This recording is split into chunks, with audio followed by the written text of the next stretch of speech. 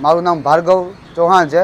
હાલ રાજકોટ મહાનગર મંત્રી તથા પ્રદેશ મીડિયા સહસંયોજક અખિલ ભારતીય વિદ્યાર્થી પરિષદ. જ્યારે શનિવારે SNK સ્કૂલની દીકરીનો વિડીયો બહાર આવ્યો કે જે એ દીકરી ઉપર પજવણી કરવામાં આવતી હતી, મસ્તી કરવામાં આવતી હતી, સિનિયર વિદ્યાર્થીઓ દ્વારા એને જેમ તેમ ખરાબ ગાળો દેવામાં આવતી હતી, તો એને લઈને દીકરીએ વાત કરી કે મેં 2 મહિનાથી સ્કૂલમાં રજૂઆતો કરી છે, 5 વખત કમ્પ્લેનો પણ કરી છે, તેમ છતાં સ્કૂલ દ્વારા કોઈ ચોક્કસ એક્શન લેવામાં નહોતા આવ્યા. અંતે એ દીકરીએ પોલીસ કમ્પ્લેન તરફ આગળ વધી હતી અને મીડિયામાં પણ એને નિવેદન આપ્યું હતું.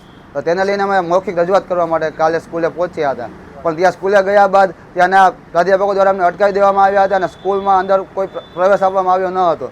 મેં પ્રિન્સિપાલ સાથે મળવાની વાત કરી તો પ્રિન્સિપાલનું કહેવાનું એમ હતું કે અપોઇન્ટમેન્ટ મળી હોય તો તમે મળી શકો.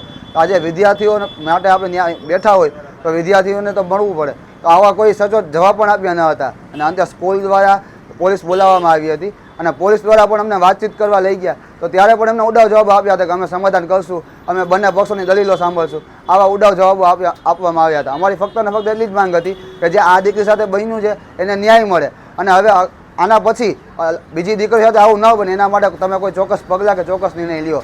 પણ એમને કોઈ પણ જાતનો નિર્ણય લીધો ન હતો અને ઉડાવ જવાબો આપ્યા હતા અને અંતે પોલીસ બોલાવી અમારે 14 કાર્યકર્તાઓની અટકાયત કરી દેવામાં આવી હતી. અને અમારી માંગ ફક્ત એટલી જ છે કે આ જે બનાવ બન્યો છે હવે આના પછી કોઈ દીકરી સાથે ન થાય, કેમ કે આપણા ધ્યાનમાં જ હમણાં સુરતમાં ફી જેવી નજીવી બાબતને લઈને 8મા ધોરણની વિદ્યાર્થીને આપઘાત કરી લીધો હતો.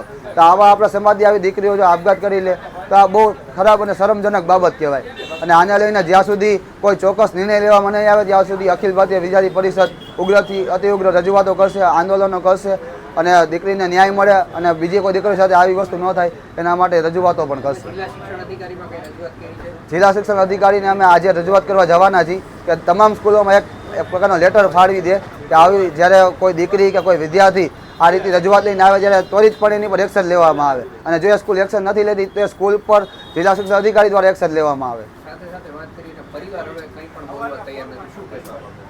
એના પરિવાર સાથે અમારી જ્યારે વાત થઈ, એ દીકરીના પપ્પા સાથે જ્યારે અમારે વાત થઈ ત્યારે એમને કીધું કે અમને સ્કૂલે બોલાવવામાં આવ્યા હતા અને સ્કૂલ દ્વારા એમ કહેવામાં આવ્યું જ્યાં સુધી તમારી દીકરી સેટલ ન થાય, મેન્ટલી સ્ટ્રેસમાંથી બહાર ન આવે ત્યાં સુધી તમે એને ઘરે રાખો. અને ત્યારબાદ એને નિવેદન માટે અમારી સાથે વાતચીત કરવાની પણ એમને ના પાડી હતી. તો એ ક્યાંક ને ક્યાંક એ જોતા એવું લાગે છે કે લગભગ સ્કૂલ દ્વારા કાંઈ પ્રેશર આપવામાં આવી હોય કે એવું કાંઈ હોઈ શકે, તો એના પપ્પા આપણી સાથે વાત કરવા નથી માંગતા.